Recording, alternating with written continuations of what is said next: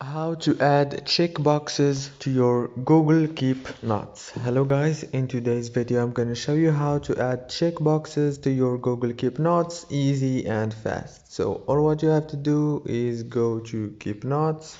Now let's create another note from here. Okay, if you want to add, for example, my goals for 2022 or 2023, now go down here, and if you want to add checkbox, all what you have to do is click on this plus icon right here, like this, and click checkboxes.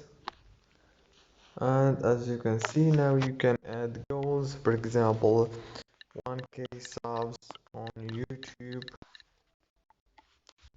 and also 1k followers on Insta. And it's like this, easy and fast. If this video was helpful, please don't forget to like and subscribe, and thank you so much for watching this video.